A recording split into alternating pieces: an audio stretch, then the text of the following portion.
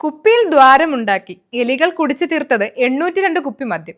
കേട്ട് നെറ്റി ചുളിക്കേണ്ട, ജാർഖണ്ഡിലാണ് വിചിത്രമായ ഈ സംഭവം നടക്കുന്നത്.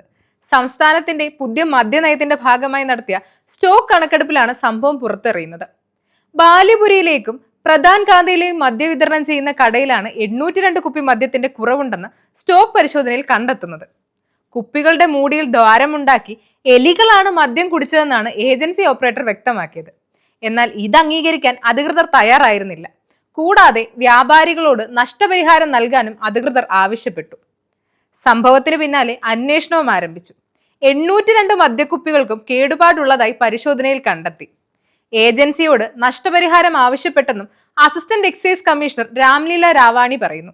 എലികൾ മദ്യം കുടിച്ചു എന്ന് പറയുന്നത് വിശ്വസിക്കാൻ കഴിയുന്നതല്ലെന്നും മദ്യക്കുപ്പികൾ വിതരണം ചെയ്യുന്ന ഏജൻസിക്ക് നോട്ടീസ് അയക്കണമെന്നും അദ്ദേഹം വ്യക്തമാക്കി.